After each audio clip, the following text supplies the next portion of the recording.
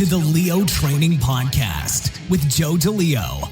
You'll hear in-depth interviews and tips from world-class athletes, coaches, and industry-leading experts to help you train smarter and improve at what you love to do.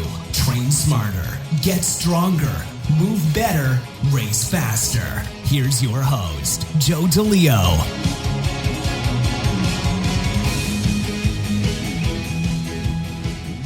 Hi everyone, I am your host Joe DeLeo, and we are back with episode 12 of the Leo Training Podcast. I have a very special guest for you in this episode, Dr. Stuart McGill. Today's interview will focus on spine hygiene for rowers, but first, let me tell you a little bit more about Dr. McGill. Dr. Stuart McGill is a professor of spine biomechanics at the University of Waterloo. Dr. McGill is the author of over 400 scientific publications and 3 textbooks that address issues such as lumbar spine function and injury mechanisms, patient assessment, corrective exercise prescription, and performance training. Dr. McGill consults for many medical management groups, governments, corporations, legal firms, and elite sports teams and athletes from around the world, and has won numerous awards, including the Volvo Bioengineering Award for low back pain research. Dr. McGill is one of the few scientists who are regularly referred challenging patients for consult from around the world. Dr. McGill's 3 textbooks are Low Back Disorders, Evidence-Based Prevention and Rehabilitation, Ultimate Back Fitness and Performance, and his newest book is Back Mechanic. Now, if you are interested in Dr. McGill's work and unsure of which book to begin with, let me take a moment to tell you a little bit more about each one. The first book, Low Back Disorders, Evidence-Based Prevention and Rehabilitation, was written for clinicians to guide their decision process when prescribing prevention and rehabilitation approaches.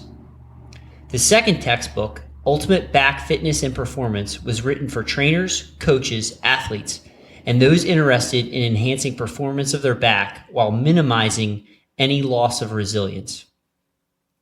Dr. McGill has completed the knowledge transfer process with his third and newest book, Back Mechanic, which targeted the lay public with back pain. Back Mechanic is a step-by-step guide to empower the reader to become their own best advocate to get rid of their pain. Rich illustrations guide the process. This book is about learning your unique pain triggers and how to avoid them, as well as a comprehensive guide to each set of corrective exercises that will adjust your movement patterns and rebuild your tolerance and strength. You can purchase Dr. McGill's books and DVDs on his website, www.backfitpro.com. Now, I own both Back Mechanic and Ultimate Back Fitness and Performance, and highly recommend both of them. I plan on purchasing Low Back Disorders in the future after I finish reading Back Mechanic. So stay tuned for a review on Back Mechanic, which I'll post after I finish reading. Without further ado, let's roll to episode 12 with Dr. McGill, Spine Hygiene for Rowers. I'm pleased and honored to welcome Dr. Stuart McGill on this evening's episode of the Leo Training Podcast. Dr. McGill, thank you very much for taking the time to come on and share your experience and expertise with the rowing community. Well, thanks, Joe, and good evening to you. Great. So I'm very pleased to have you here. I think we've got a lot of excellent material to cover. But before we get into the nuts and bolts of that, I'd love to kick things off. I was particularly interested to learn how you decided to focus primarily your work on the low back. After having just finished Ultimate Back Fitness and Performance, I was curious to know if that was something that you had maybe had an injury yourself, or it was just a natural intellectual curiosity that led you to that subject matter. Oh, Joe, it's an interesting story, or it might be boring. It depends on your perspective, but it's just one of fate and karma. I had no interest in going to university when I was a high school student. I was a jock. I just loved playing sports. And the only reason I went to university was through sports. I was interested in football, American football at the time. And then for my master's degree, by that time, I started cycling, road cycling. And I decided to do a master's in biomechanics up in Ottawa to be by the French Gatineau for riding my bike. But I enjoyed the body and physics and sport, so that was a natural choice. And then for my PhD, I met a professor at a hockey game. I was actually going to do my PhD in systems engineering, and I met this professor, and he said, well, I'm just starting spine work. Why don't you come and visit? And I switched over to his lab, and then, it was just... he was starting spine work, and there wasn't really any conscious decision there at all. And then when I graduated, or was just about to graduate, the university asked would I stay. So I started. And I shared a lab with my previous mentor, which was really good training ground for biomechanical modeling and mapping force distributions through the body, and particularly through the back. And we did a lot of electromyography work, trying to understand muscle coordination and the neurology of it all, and the motor patterns. And then I developed a tissue lab where we took real spines and we injured them. We probably have herniated more discs than any other lab in the world, which is kind of odd.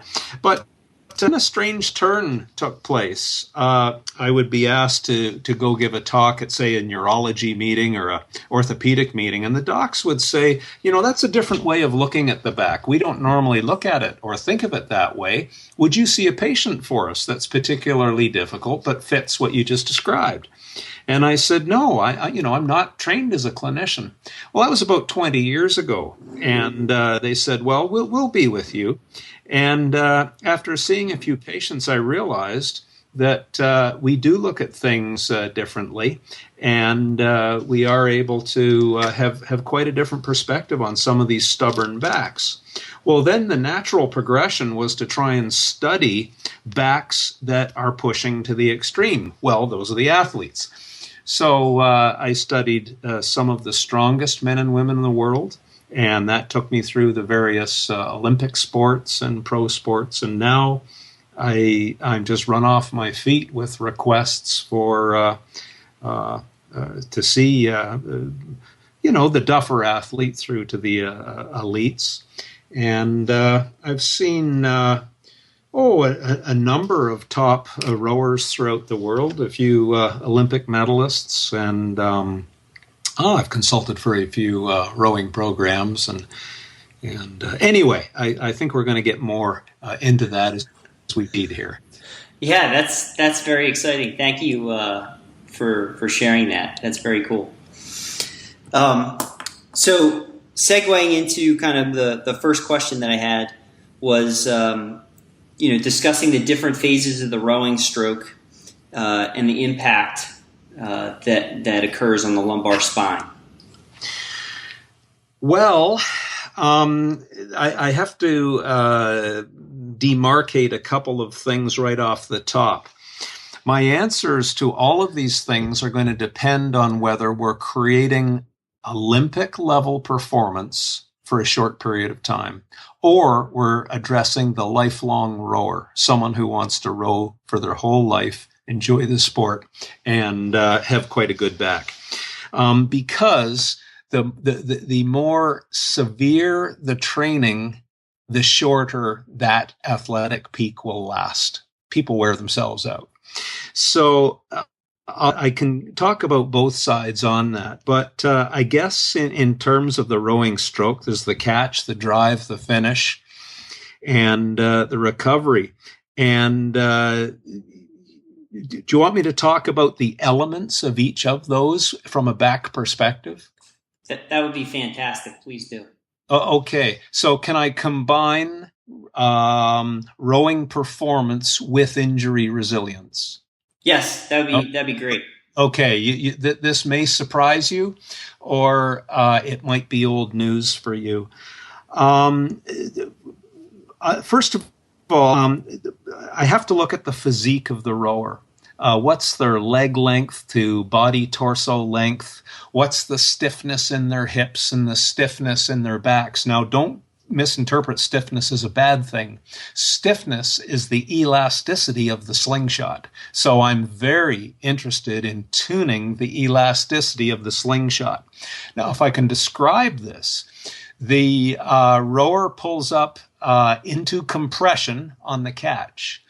If they overreach, that has been shown by the studies from Oxford and Cambridge to be associated with early onset back pain.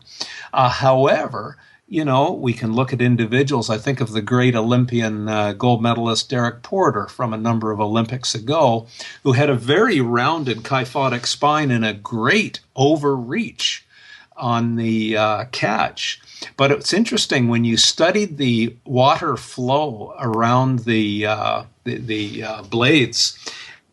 He would reach all the way back, and then if he pulled on the oar, basically, it's called pinching the boat. But as the oars moved out very quickly, as he moved to the 90-degree position, there was a wonderful hydrofoil forming around his blades. So there's just an example of almost a freak athlete and a gold medalist. Now, if other people emulated that style, they would very likely sustain a back injury. So do you see how it's difficult? But I do that's an example of why I look at the physiques of the person and then the elasticity. So then they start into the drive phase. And what I consider there is I want them to start off with good leg drive, no real arm pull yet. And then as the blades reach about 90 degrees perpendicular to the hull, the pulse occurs, which is a pulse of hip extension. But now I want the spine to be tall and tuned stiffness. So as the hips pulse, there's a little bit of elastic energy that's loaded into the spine. It will actually bend a little bit into flexion, and then it whips. You can hear this in a boat. You will almost hear, we call it the whoomp. That's so that hip pulse occurs, the spine just flies out of this elastic recoil, and you hear that boat just being sent, the whoomp. So that is a combination of hip stiffness and torso stiffness, but it depends on the lever lengths and the stiffnesses involved. This is totally different than erg style and erg training, because who pulls the biggest erg scores isn't necessarily the one who sends the boat the fastest.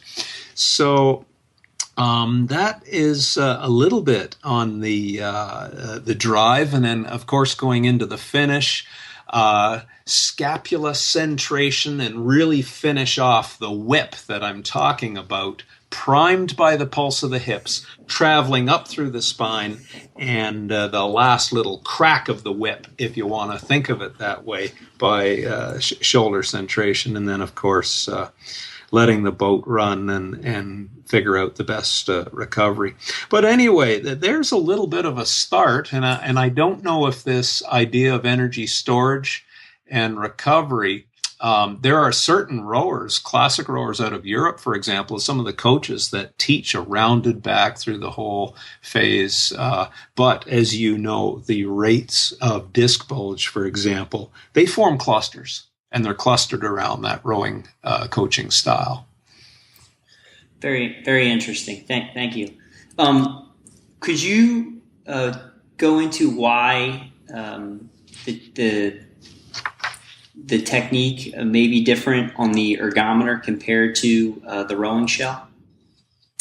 Well, yeah, to get a boat to really fly, it's the pulse that I'm talking about, and the tuned stiffness, letting the boat run. All of these things are variables that aren't on the ergometer. So an ergometer has more of a square wave, if you can imagine that, force on the handle. So it starts out high and it finishes it off high. And if you want a high score rate, you really want to spin the wheel on the erg faster, and you create that with a square wave.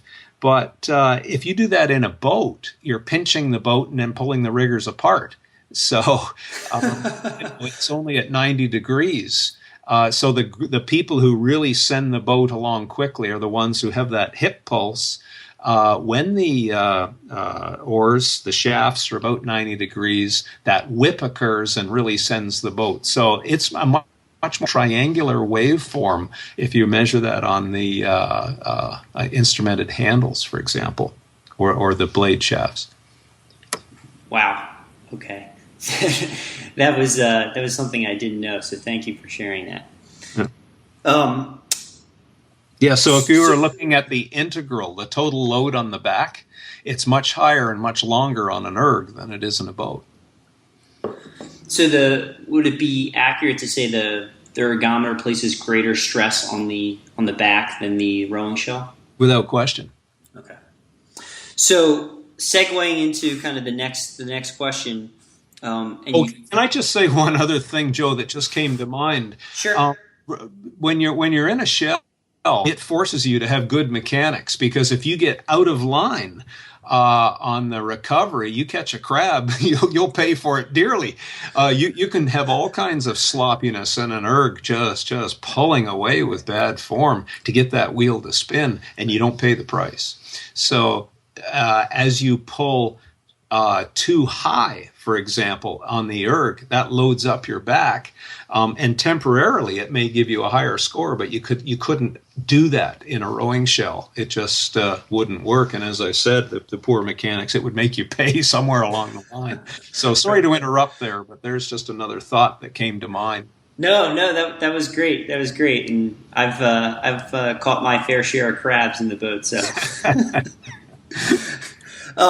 So that's a great segue into our next question, which was you touched a little bit on this. Why people have different styles in rowing based on their body type and their structure? Well, when you look at what the athleticisms are in great rowers, they have a certain leverage ratio through their body, but you have to tune the style to that. A longer-legged person is just going to get a longer stroke. They may not have the stroke rate of a much shorter, more muscular, compact rower, but then the energy systems of those two athletes are quite different, and they have to be trained a little bit different. This whole idea of tuned mobility is something that we have to pay a lot of attention to optimize their elasticity with their rowing style.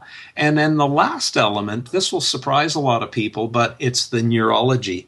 And I learned more about the neurology dealing with other athletes. You may know I've done a fair bit of work with some of the mixed martial arts fighters. And just to use them for an example, it was so clear after working with some of them, if you're an explosive athlete, you can't have a high VO2 max. They're two competing energy systems. Do you see what I mean? You can't be fast twitch and be endurable. And if you're endurable, you're slow. That's the way it is. So the energy systems of a rower isn't quite so challenging, I would say, as in a short MMA. But now we have to talk about, are we creating a head racer?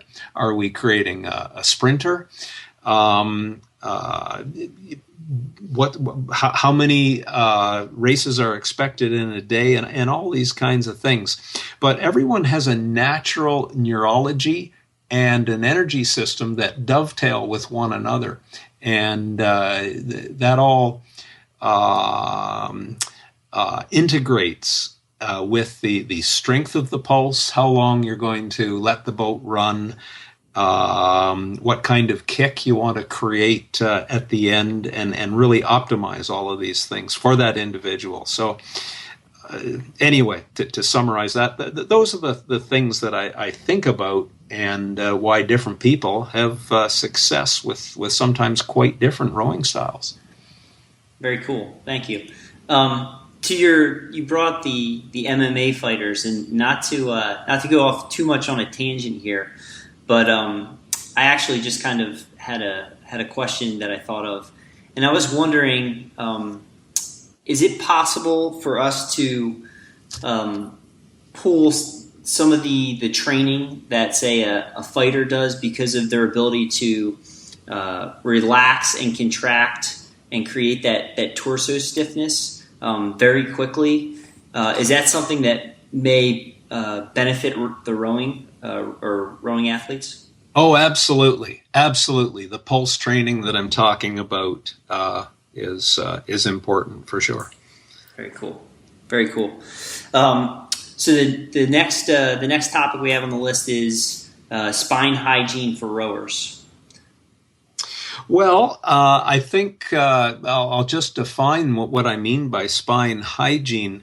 Every individual has a capacity for work or a capacity to train, and that's night. If you cross that, someone gets injured.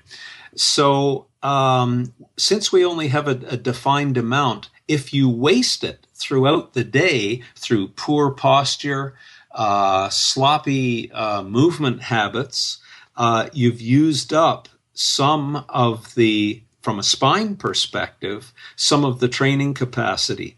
So it's a movement discipline all day long. Just as an athlete has to eat well all day long, if they can move well all day long. I use the analogy when I'm trying to convince an athlete of this, and they all come to me with back pain, so it's usually not a hard sell.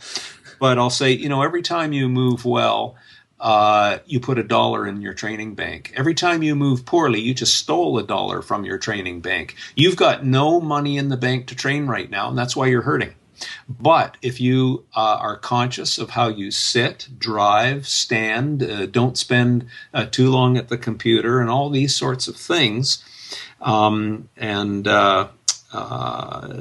if you've seen my book Back Mechanic, there's 2 chapters on spine hygiene that applies to really everybody. But it's all about creating a bigger training capacity. But the second part is this: injuries form clusters, and when you study and work with different teams, you'll notice, well, they're all rowing. How come this team over here has 3 rib fractures? How come this team over here has 3 herniated discs and the other one didn't? It really has to do with the rowing technique, the training volume, and another area of concern is the step changes in training. So when you're creating a periodized program to peak an athlete, sometimes the quantum increase in training load is too high, and that's always noted as a very high, risky time. So anyway, those are a few elements to spine hygiene: keeping it clean and creating the best individual in terms of resilience to training load. So Dr. McGill, to build on that, is there special considerations because rowers, the sport is in a seated position, and for example, say a university athlete, they're also a student, they're spending additional time in a seated position in the classroom. Are there special measures they should be taking to help mitigate or reduce risk? Absolutely. If they're a student, they should be taking a little cushion to put in their low back when they're sitting in class. Because if they don't, they're taking away some of the training capacity. So there's just one little example specific for a student or someone who has to drive their car for long distances. I'm assuming that we're going to get to some training principles in a few minutes, but I might have a few other perspectives on this if we can morph into some of those elements to think about in the training program itself. Yeah, that would be great. We can talk about that. Okay. Well, now we're going to talk about spine behavior, shall we say, or features of spines that this is the way the biology of the spine works. You can't have a lot of mobility in a spine and a high ability to bear a load. You can't have it both ways. So if you take the extreme, say you take a power lifter, for example, and you've trained that power lifter, or they've trained themselves for many years, they have a very stiff spine. They can hardly bend over and tie their shoes. In fact, many of them can't. But they had to get that amount of stiffness to bear the high load. Then when you look at someone else, maybe like a jiu-jitsu fighter or perhaps some kinds of gymnasts who need an awful lot of spine mobility, they have to be a little bit careful with how much heavy load they take, because here's what happens. Every time you move the spine and flex it and bend it, the collagen fibers that make up the discs get a little bit softer, a little bit looser. The matrix that holds all the fibers together loosens up just a little bit. That's what gives you mobility. But if you then put high loads on that spine, the matrix that holds the collagen together starts to delaminate apart. And that's the beginning of things like disc herniations, etc. So if the person has a lot of mobility in their back, be very careful with how much load they're going to put on in the weight room. And vice versa. If they're really putting on heavy load, they're not going to be doing much mobility work. But rowing is this blend of both. So, do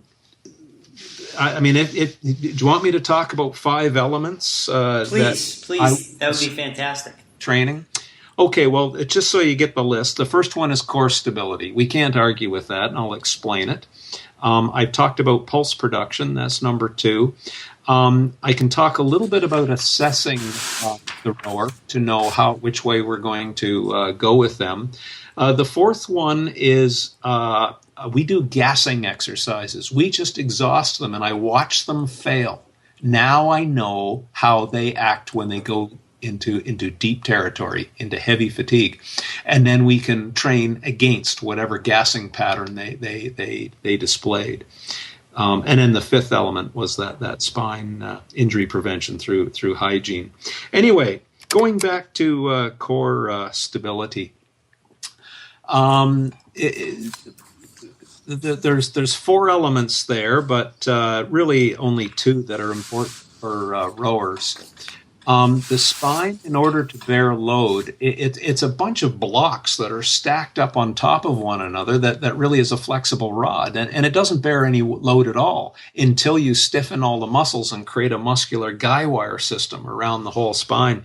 So it's important to train the front, the sides, and the back of the core to allow it to bear load. So, the foundation of that, you really can't argue with this, is front planks, side planks, bird dog exercises, etc.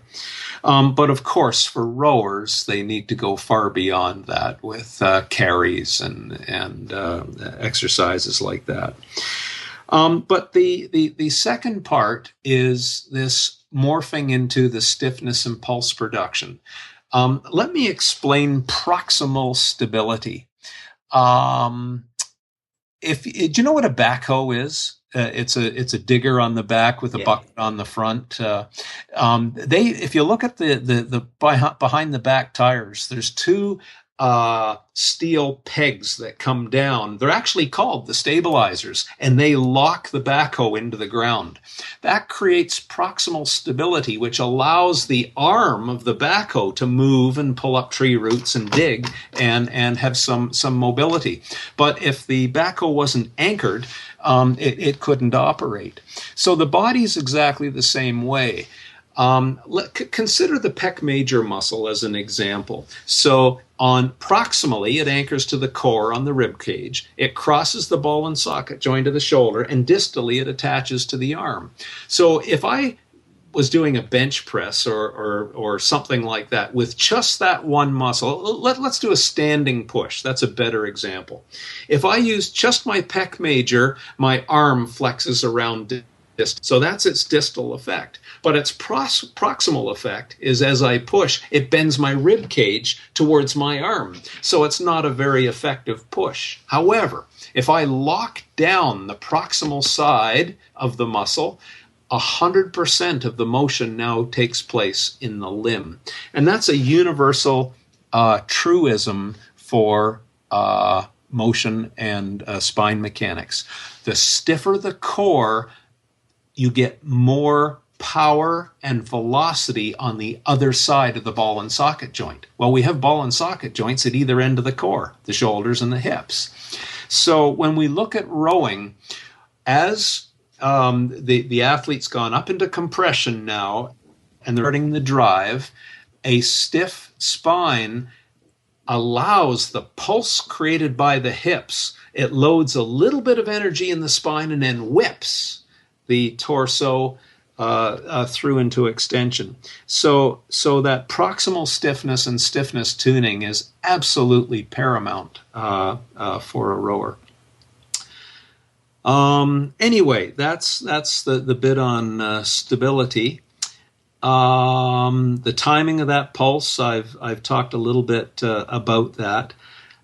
Every athlete has a different hip architecture, and by self-selection, like me, for example, I can't even sit in a rowing shell. My hips aren't shaped that way. I can't keep my knees together in deep squat. I have to have my legs very far apart. That doesn't fit a rowing shell. The feet are anchored in on the stretcher, and the knees have to be fairly close together to stay in the boat. So right away, that self-selects a certain kind of hip architecture.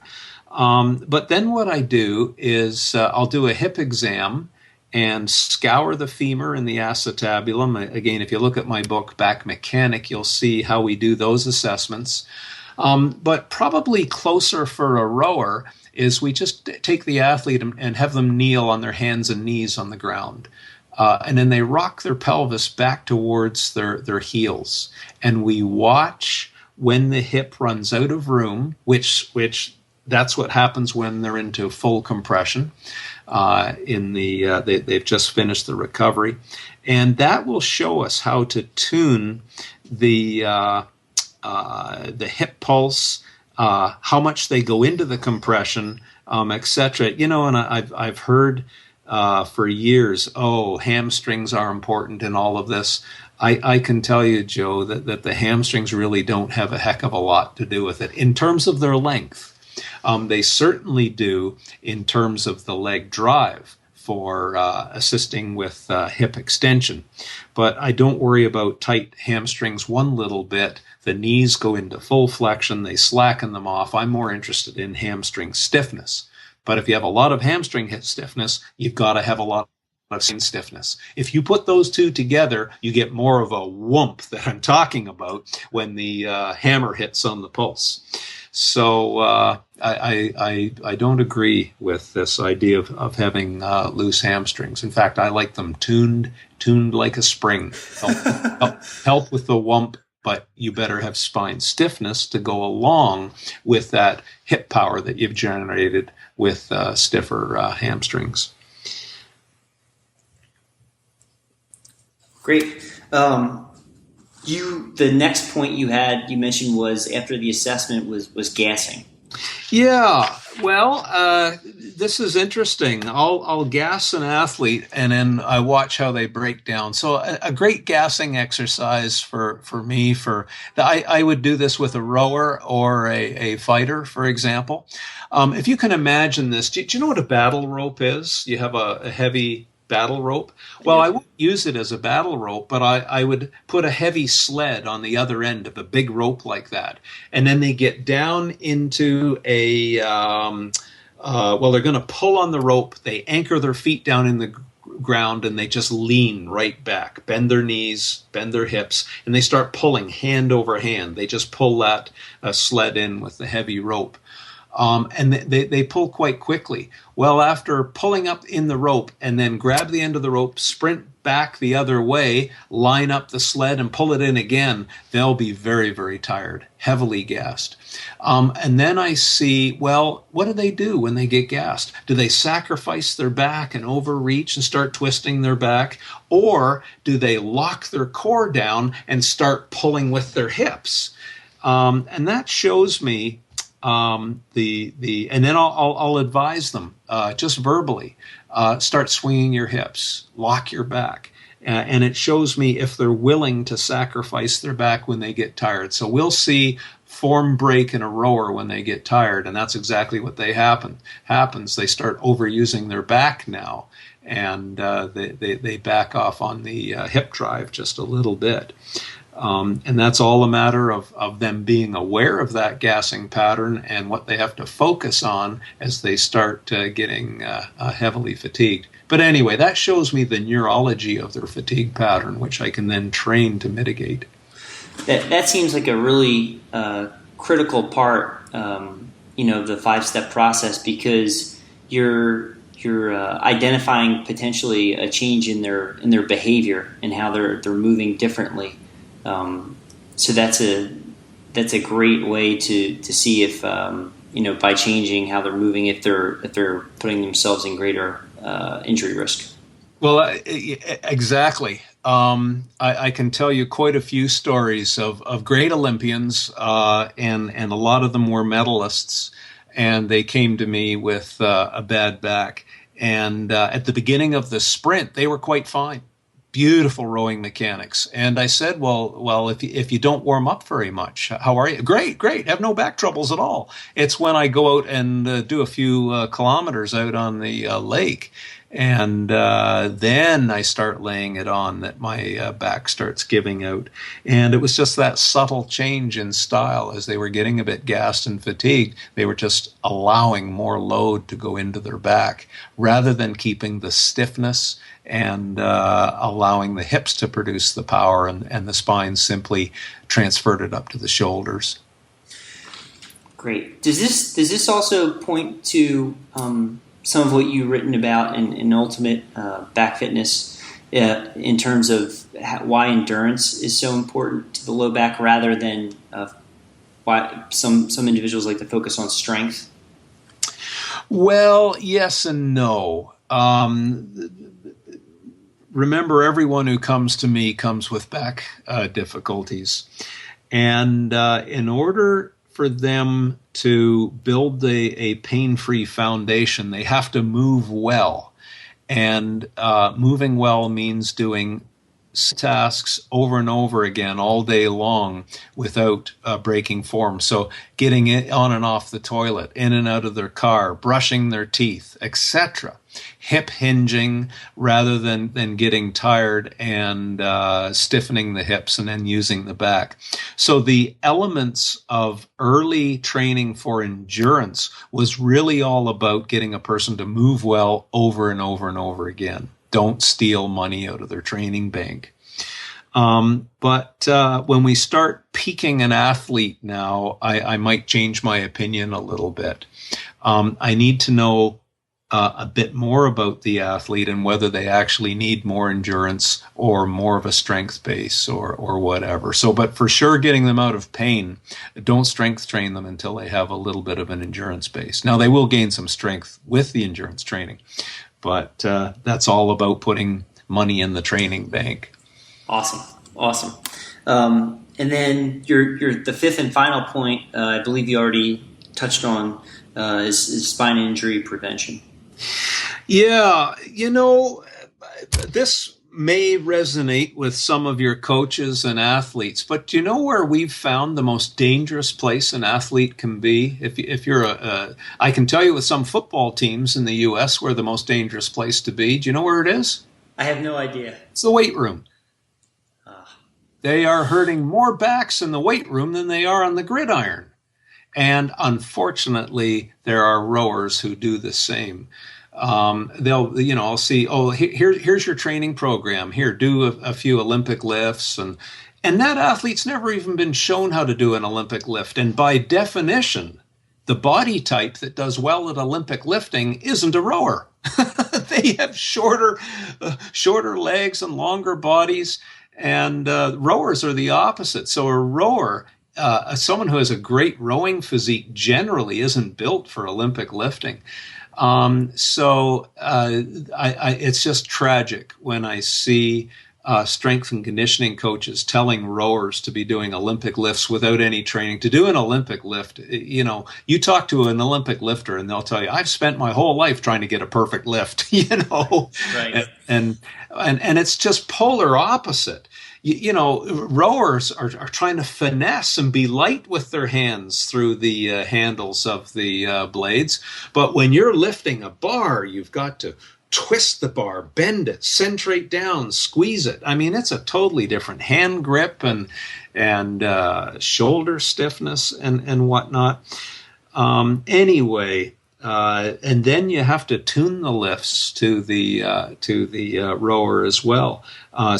Some will do a lot better if they never pulled an Olympic bar off the floor, but they pulled the bar off a block starting much higher to get that neurology of the pulse that I'm talking about earlier.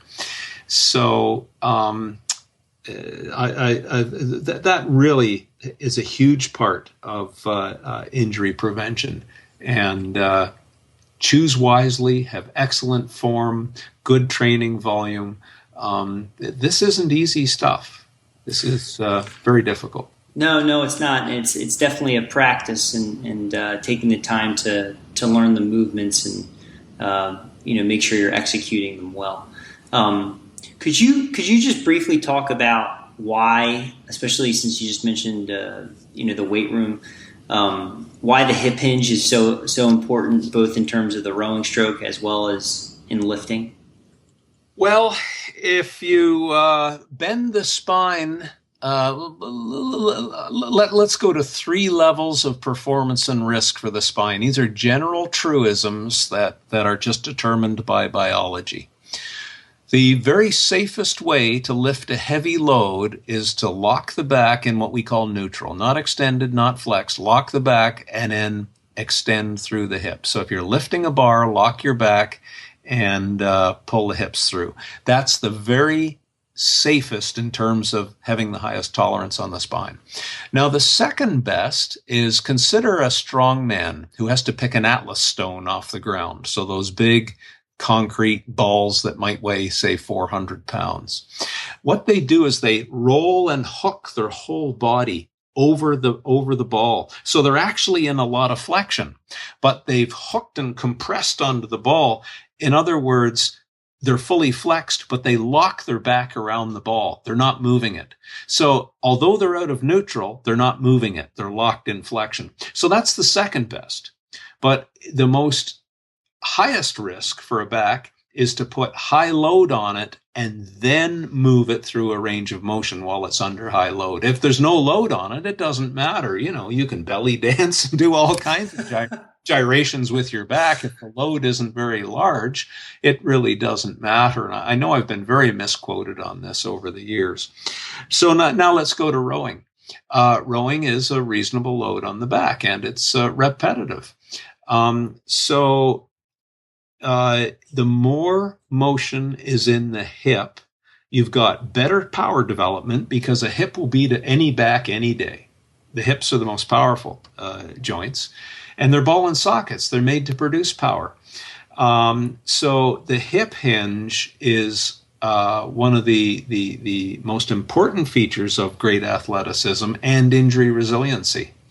But as we know, when you get tired, you start to freeze your hips and you use your back more, or you may have not the best hip architecture just given to you by your parents, or you might have stiff hips or a little hip arthritis or whatever it happens to be. But anyway, the hip hinge is just one of those truisms that helps performance and helps injury resilience. Excellent. Thank you very much. So the next point we have is to discuss a training program for rowers that will allow them to have a larger tolerable volume or contribute to a larger tolerable volume. Well, I think we've sort of covered those elements already, Joe, with choosing exercises. Let's formalize this then for your listeners a little bit. Exercises are just tools, and they're tools to get you to a goal. So if I went to a rower and said, what are your goals in training? And if there's a pause or a hesitation, if they have to think about it, we've got a problem. What every athlete needs is a really thorough assessment and a very clear idea of what they need to be whatever it is they're trying to achieve, whether it's the best in the world at a particular time in their life, or they want to be rowing when they're 80. Know the goal. And then when you've clearly identified that goal, now go choose the tool and the programming to get you there. So obviously, if rowing is for life and health, the volume is going to be down. Of course, you're going to choose different goals. So anyway, I guess simply that. Choose the best tools. And if you want to talk about specific tools, we can certainly do that. But try and balance the body would be another strong point for rowers. Because it is such an extensor chain dominant exercise, the shoulders are being distracted and, all of these elements. I don't think anyone evolved to be a rower. No. It's like golf. People weren't designed to play golf, really. It's a crazy sport that people fall in love with and then try and get the best out of their body to do it. But, right.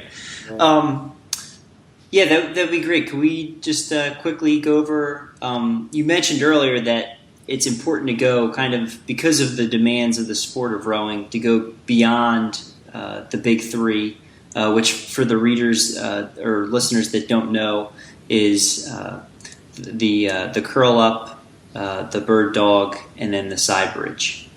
And then you also mentioned doing asymmetrical or single arm bottoms up carries. Yeah, carrying is really a fundamental athleticism for balancing the core of a body because it's frontal plane work.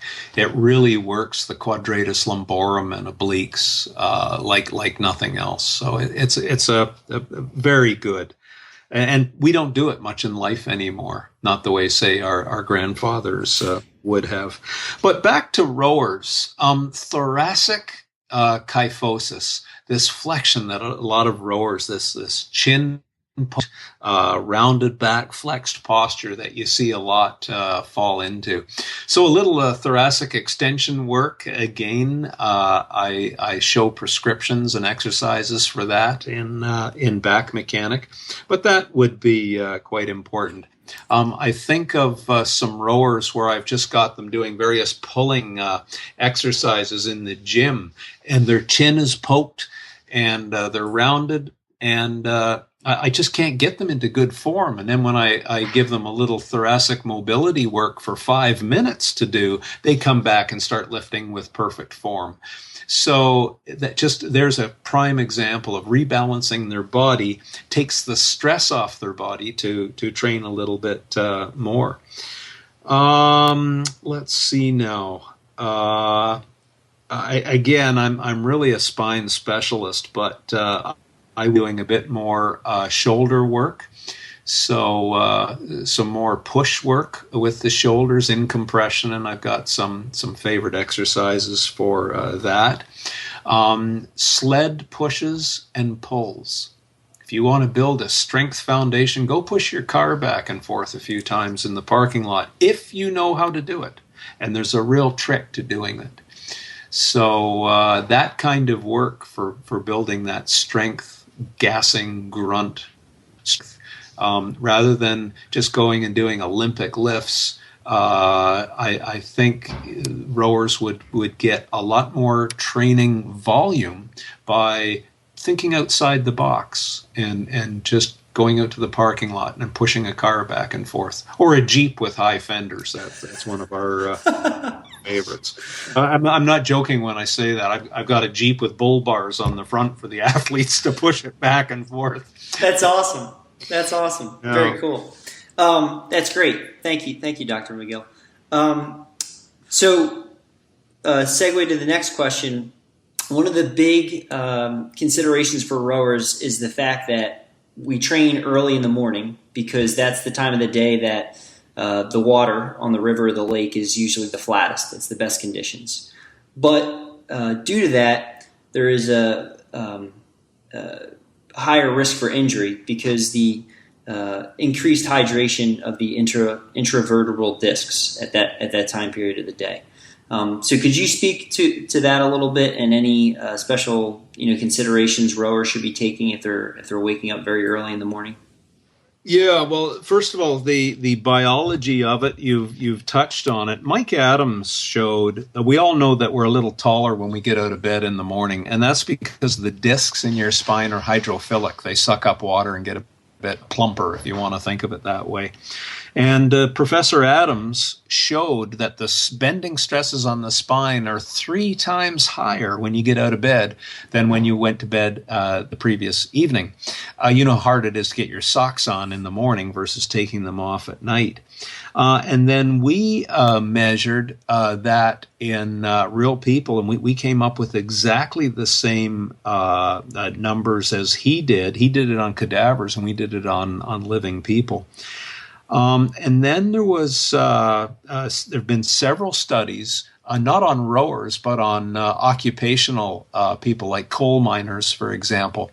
And the disc herniations occur very early in the shift, if they're going to occur, right when the discs are the plumpest. So what can the rowers do?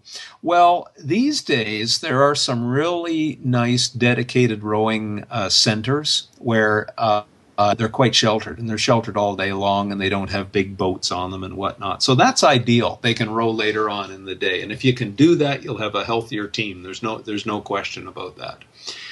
But if you can't do that and you're still getting out on the water early, have a good warm up. You can get the fluids in your back. 90% of the disc fluid that I'm talking about will be squeezed out of the spine in the first hour, and that's just not doing very much. So a little bit of a vigorous warm-up, perhaps a bit of running, a couple of sprints, these kinds of things. Don't go into heavy spine bending to warm up. Keep the spine fairly neutral, but go and have a little bit of a quick run and bounce, if you want to think of it that way, some of the fluid out. But that might be the wisest way to mitigate that plump disc syndrome. Great. Thank you. So the next question I had was, World Rowing cites the following risk factors for the lumbar disc disease in rowers: poor core control, tight hamstrings, excessive time on the erg at low stroke rates and high load, poor form on Olympic-style lifting, and high loads on lower lumbar discs during the rowing stroke. Many of these we've already touched on. So the question is, are there other risk factors that rowers should take into consideration? If so, what are appropriate steps rowers should be taking to minimize those risks? Well, that list is really a great list, Joe, except for the tight hamstring bit. Other than that, I think it's a great list. All I can really do is expand. They said on Olympic-style lifting. Well, if you're pushing a Jeep, you don't have to worry about that Olympic-style lifting. So do you see what I mean? It's you've got to have impeccable form in the weight room. There is a time to go heavy. If you're a competitive rower and you're in the strength phase and tapering into That's the foundation that you might want to start with early in the season, and say you've had some time off. All of these things are considered on what you're choosing in the weight room, but generally be careful with really heavy lifts because of the mobility that's required out of a rower's back. You can't lift like a power lifter. Your spine won't survive the training load. You remember that argument. You can't have it both ways. So there's one thought. As we've already mentioned, when you change the volume, you're stepping it up. Be careful with the increments there. Bigger increments is a time of a particular risk. Other than that, I think we've touched on a lot of things. Good spine hygiene throughout the day. Right. Great. Do you think that, keeping in mind the athlete has impeccable technique and form, would the deadlift be a good exercise for a rower to do? Well, I would have to see them do it because, I see some coaches say, the athlete did perfect deadlifts. And then they come and see me as a patient. And they have awful deadlifts. They have no idea how to stiffen their back, bend the bar, push the bar away, pull the hips through on a hip hinge.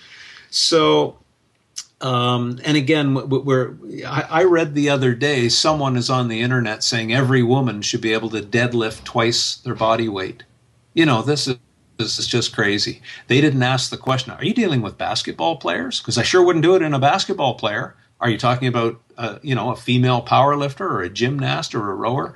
These things that we read, just these statements on the internet are really troublesome. So, what volume are we talking about and what style? How good is their form? And is it matched to their body type? Right. Then I could probably answer the question, for that particular athlete, would a deadlift be the best tool to get them to the podium, if that's what the goal is? Sure. No, that's great. Okay, next question. Given that rowers are sitting in a flex position, and it is one of the worst things that you can do for your lumbar spine, given the forces generated in the rowing stroke. The average compressive loads are around 3,319 newtons for men and 3,330 newtons for women. 2, the rowing stroke requires a hinge while sitting, which produces even more force on your lumbar spine. And 3, you're pushing with your legs while in this position during the dry phase. Is rowing inherently bad for one's spine? Well, I'm going to say yes and no. Because what you just described will build one person's back and it will break down another. So, I think we've covered a lot of the topics as to why it would build one and break another. Sure. I've seen some terribly disabled former Olympians, even medalists, rowers, who are now so disabled, it's that they've got 15 or 20 years of quite a miserable back. And I see others that they just build a back of iron, and they're absolutely bulletproof in terms of any discogenic types of back disorders. I have a few thoughts on why that occurs. With the step increment in rowing volume, the patience that they took to, not too heavy too soon, so to speak. The tall, slender backs, you're going to have to be a bit more patient with. You just can't lay the same volume on as you would a shorter, more muscular back. The leverage ratios are quite different. So, it's such a hard, that's why I said yes and no. Right. No, I understand. Some of the things to think about. No, that's great. Okay.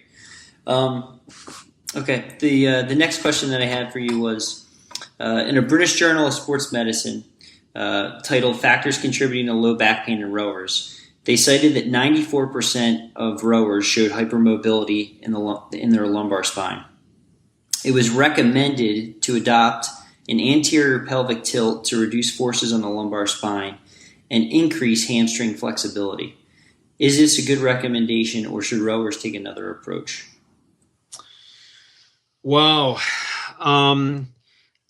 I think that's, I know that study, by the way, and I know the authors. One's quite a good friend. Easier said than done. You just tell someone, adopt an anterior pelvic tilt. It isn't so easy.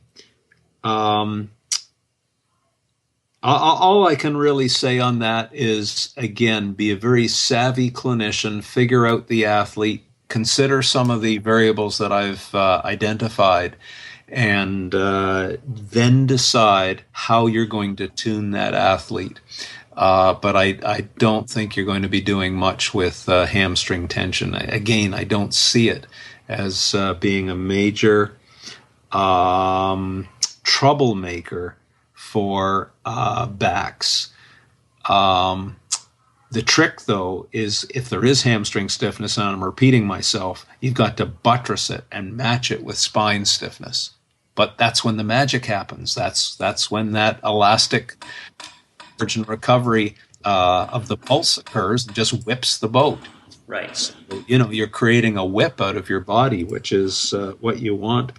But, I go back, and I shouldn't be telling tales, but I was consulting for the UK Olympic program 1, 2, 3 or 4 Olympics ago. And they had some of the athletes doing yoga, and I had to stop it right away. To bend the joints to the extreme range of motion, thinking that that's the way to build load tolerance, that does the opposite. So, I had to show them, look, you got to do more of your training in the neutral range. Otherwise, you're just softening up the joints, particularly the spine, so they won't bear as much load in the future. I mean, you can't have it both ways. Yes, you can be more mobile with yoga if you like, but don't then think you're going to be better at carrying heavier loads, because you won't. Right. So there's a little bit of an example on this tuning of mobility and stability and elasticity, which I think is a better word. That's fantastic. That's fantastic. Thank you, Dr. McGill. So that kind of takes us through the planned topics and questions that you and I had. I do ask each guest if they want to participate in a rapid fire questions, which is not on the material. It's just fun questions so that the audience can get to know you a little bit more, totally individualized. Would you like to do that? Yeah, from listeners right now? No. I'll be asking them. Oh, fair enough. Sure. Yeah. Okay. So, given your experience and your knowledge base at this point in your life, if you could go back in time, what advice would you give yourself 20 years ago? Oh, jeez. Joe, that is such a hard question to answer, because if I went back and changed something 20 years ago, it would affect where I am right now. And I've worked bloody hard all my life. I've traveled a lot. I traveled a lot when my kids were young, and I think, should I have spent more time with them? But then I wouldn't be where I am today and have been able to provide for them quite so well and helped other people, because I wouldn't have gained the knowledge that I have now. So, I'm going to be a little arrogant here, and I'm going to say I wouldn't change a thing, and just philosophically I couldn't, because it means I wouldn't be where I am now. Great. What's your favorite strength training exercise to do in your own training? For me and myself and I. Yes. It depends on the day. It depends on where I am. I don't know how much you know about my own body, but I've had a fair amount of trauma over the years. I got a few hard miles on my body. I've had hip replacement. Yeah, I'm getting on for 60 now, and I've pushed it pretty hard. So some days I'm hurting, and I just have to do a little bit of mobility work. Try not to lose any more. Other days there'll be strength training days. Other days they will be patterning days. Just impeccable form. I might do a little bit of balancing. A little bit of almost what you might consider a dancer in terms of their drills. Other days I'll get out the kettlebells and have a little bit of fun. So does that help? I do a little bit of strength, a little bit of mobility, and I think where my body is on that particular day and what it needs and how good I'm feeling. No, that's great. I really like that the fact that you base your training sort of by listening to what you think your body needs for that particular given day. Right. I mean, my work for today I took down a tree and had to buck up the logs and carry it and stack it. So after that, as I said, my work capacity isn't what it used to be. So that'll be it for today. That's awesome. That's great. Okay, so building on that, how has your training, and this is probably more in terms of like philosophy or approach rather than day to day, how has your training changed today compared to say 20 years ago? Much lower volume. I'm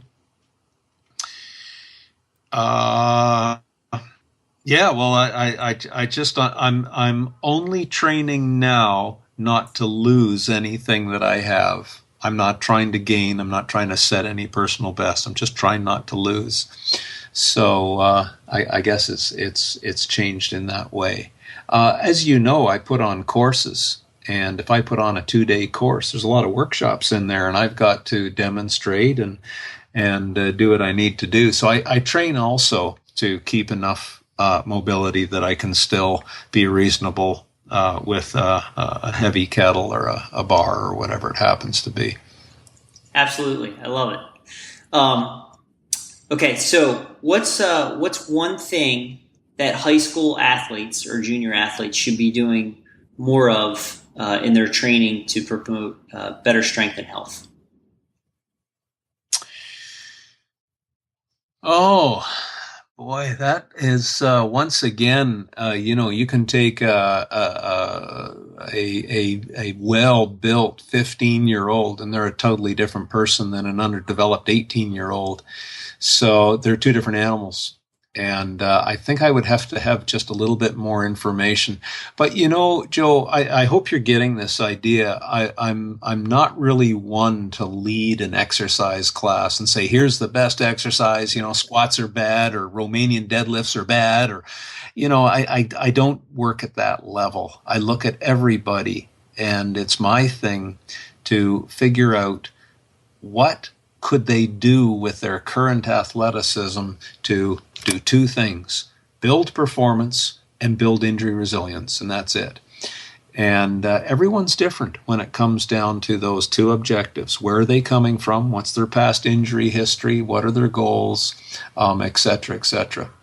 And I'll do the various assessments that I do. They're documented in different textbooks that I have, depending on who the audience is, and let the answers guide me as to what we're going to suggest for that person, whether they're an 80-year-old or an 18-year-old or a 15-year-old freshman in high school, to answer your question.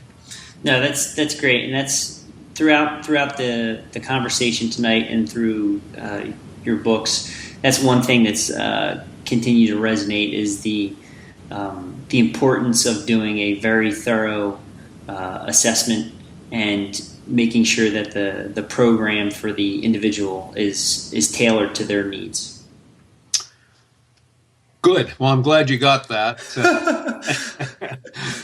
I'll give you A+ for reading them. Thank you. Okay, so 2 more questions, and then we'll wrap up, and we'll have a little bit more fun. So, what's your best tip to improve recovery after a training session? Well, it depends on what the training session was. I'm going to tell you a story. Have you ever heard of the name Mel Siff? He wrote the book Super Training. Yes, I own that. Yeah, it's great. Okay, well, I got quite friendly with Mel towards the end of his life. He passed away a number of years ago now. I was with him 3 days before he passed away, and he was in perfect health, apparently. It seemed like that at the time. But anyway, we were out at his place, and he'd set it up very similar to a Russian training center. Anyway, we did some good work together, and we were quite fatigued and whatnot. And then outside of his gym in his backyard, he had a very large hot tub, and it was really hot. I couldn't tell you how hot it was, but it was almost a lobster boil. And then it was very large because his wife was wheelchair bound, and she used to get lowered in her wheelchair into this. So it was a very large tub. And then he had a swimming pool, and I forget it was maybe a 25 or 30 meter pool, not bad, but it was in a suburb of Denver, and it was in the winter. It was cold. It was barely freezing. So then you had to get out of that hot tub and then swim 2 or 3 lengths of the pool, and then get back in the hot tub and do that cycle. And I think we did the cycle about 4 times. Well, that night, I had never been so relaxed in my life. So there would be a typical Russian muscle flushing kind of philosophy. And I have continued that to this day. Do you know Pavel Tsatsouline? Does that name mean anything to you, the Russian kettlebell man? Oh, you're a Strong First guy. Yes. Okay, so you know Pavel, and he's Pavel also is a wonderful friend of mine, and he talks about tempering, where you take a hot shower and a cold shower and go back and forth. Well, interestingly, in my new house here, we've put in a sauna, and right beside the cold shower, so we do tempering after training here. Although I don't get that muscularly fatigued anymore, not certainly the way I used to, but the athletes that come over and have a bit of fun use it. So if it's to recover from muscular concerns, contrast is about as good as it comes in my view. Excellent. That's awesome. Very cool. Thank you for sharing that story. Okay, so final question, and I'll preface this. So what's one book everyone should read? Clearly, they should have yours on their bookshelf. But that being said, what's one book you could probably recommend from your own bookshelf? Oh, Joe, man, there's so many. You've got to give a little bit more than that. Are we talking philosophy, training for older folks, spine health? A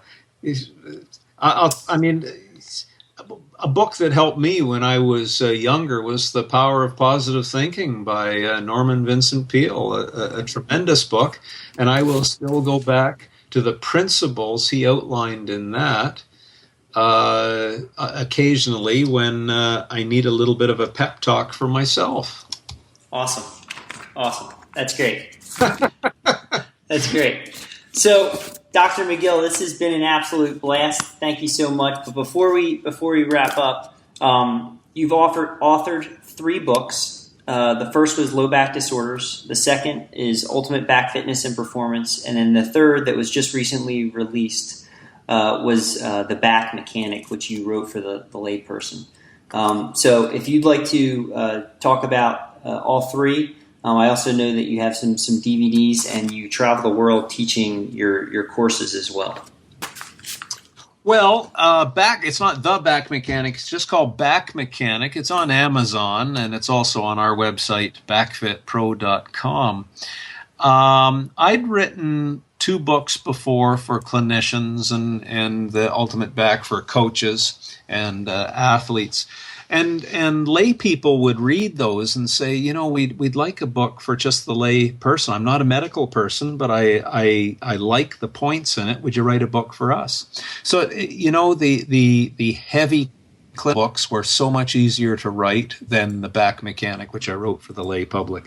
I had to get the salient points written in a way that were easily consumable with good illustrations and whatnot. And as I said, to keep editing it down and simplifying and just getting the essential elements there. But the book is also very prescriptive. It shows the person how many sets, how many reps, and that kind of thing. As I said, I designed it to be a self-help book. It guides the reader through a self-assessment, so it shows them very precisely what their pain triggers are with their back pain. So this idea that there's no such known cause of back pain or back pain is non-specific, this all just means people haven't had a good assessment. So the book guides the reader to show them very precisely what their pain triggers are, and then, based on that, it shows them what to stop doing and what to do. The first stage is always so more important to stop doing the thing that's causing you to have a repeated painful back. Wind down the pain sensitivity. Then you can add some therapeutic and corrective exercises to build a body that is, or a foundation to be pain-free. So that's the book. And, you can go on Amazon and read the reviews and Dr. McGill, I will include a link to your website as well as all 3 of your books in the show notes for this podcast episode. Okay, well, I appreciate that, and I hope your readers will find them helpful. Me too. I hope they buy a copy. Yeah. Very good. Well, Dr. McGill, it's been an honor. Thank you so much. If you could just hang on so I can give you a proper goodbye, we'll wrap this episode up. Okay, Joe, thank you very, very much, and good luck to your listenership. Thank you. If you enjoyed episode 12, Spine Hygiene for Rowers with Dr. Stuart McGill, please take a moment to drop a review in iTunes and share it on social media. Be sure to tune in next week for episode 13 with Strong First team leader Jeff Sokol. Thanks for listening to the Leo Training Podcast. Subscribe and get even more expert training tips at www.leotraining.io.